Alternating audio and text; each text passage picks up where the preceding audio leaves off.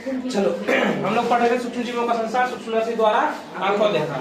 ठीक है, औषधीय उपयोग हम लोग पढ़ रहे थे। औषधीय उपयोग में हमने बहुत कुछ पढ़ लिया था, जैसे कि हमने ये भी पढ़ा था कि जो एंटीबायोटिक है वो किस प्रकार से बनाई जाती है, या पहली एंटीबायोटिक कौन सी बनाई गई थी। पहली एंटीबायोटिक कौन सी बनाई गई थी? पेनिसिलिन बनाई गई थी, और किसके द्वारा बनाई गई थी? एडवर्ड जेनर के द्वारा बनाई गई थी, है ना। ये सब हमने पढ़ लिया था। चलो अब शुरू करते हैं। क्या नाम है साइंटिस्ट का? चलो बताना है, नहीं तो चलो आगे बढ़ते हैं। चलो अब इसमें जो पहला क्वेश्चन है औषधीय उपयोग का ही हम पहला क्वेश्चन पढ़ रहे हैं। तो चलो तो पहला क्वेश्चन है कि 2 बूंद जिंदगी की यह नारा किस बीमारी से बचने के लिए दी गई थी?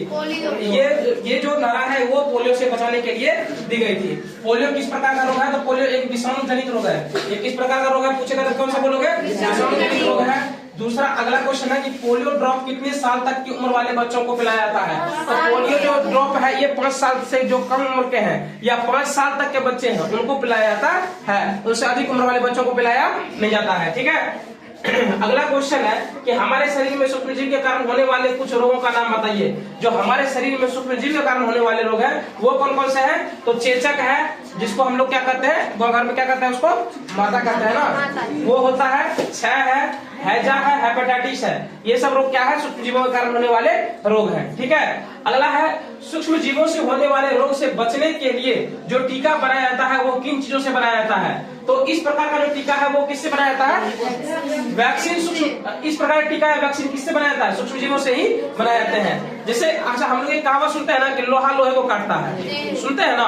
उसी प्रकार जो सूक्ष्म जीव से होने वाले रोग हैं उसको कौन खत्म कर सकता है? सूक्ष्म जीव ही खत्म कर सकते हैं। ठीक है। इसलिए इन रोगों से बचने के लिए जो टीका बनाई जाती है वो किससे बनाई जाती है? सूक्ष्म जीवों से ही बनाई जाती है। ठीक है। अब अगला है कि चेचक के टीके की खोज कब और किस वैज्ञानिक ने की थी? तो चेचक के टीके की खोज 1796 ईस्वी में वैज्ञानिक एडवर्ड जेनर ने की थी। इसका किसने किया था? एडवर्ड जेनर ने किया था। ठीक है। और हमारे शरीर में जो टीका या वैक्सीन लगाए जाते हैं वो किस प्रकार हमारे सूक्ष्म शरीर की लंबी अवधि तक सुरक्षा प्रदान करती है? तो मतलब किस प्रकार जो टीका या वैक्सीन लगाए, क्योंकि वो बहुत कम उम्र में लगाते हैं, तो वो किस प्रकार से लंबी अवधि तक हमारे शरीर को सुरक्षा प्रदान करती है? तो इसको समझो कि वैक्सीन में रोग के कारक सूक्ष्म जीव को कमजोर बनाकर सूक्ष्म मात्रा में शरीर में डाला जाता है। इसको बहुत ही सूक्ष्म मात्रा में हमारे शरीर में डाला जाता है और यह इतना कमजोर होता है कि रोग उत्पन्न नहीं कर सकता। मतलब ये इतना कमजोर होता है कि दूसरा कोई रोग उत्पन्न नहीं कर सकता।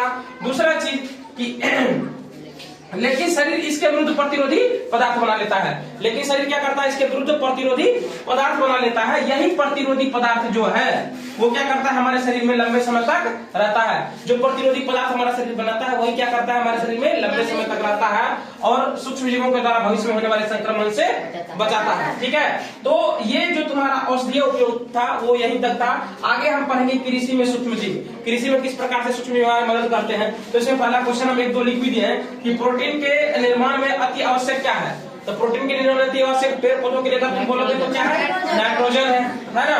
तो क्या पेड़ पौधे नाइट्रोजन सीधे ग्रहण कर सकते हैं क्या? ये बिल्कुल सीधे ग्रहण नहीं कर सकते, क्योंकि सीधे ग्रहण करेंगे तो पौधे क्या हो जाएंगे? खत्म हो जाएंगे वहीं पर और वो विकास नहीं कर पाएंगे। ठीक है। तो ये सीधे नाइट्रोजन ग्रहण नहीं कर सकते। ठीक है। तो आगे हम और डिटेल से पढ़ेंगे कृषि में सूक्ष्म जीव के बारे में। ठीक है। फिलहाल आज की क्लास में हम लोग इतना ही पढ़ते हैं। ठीक है।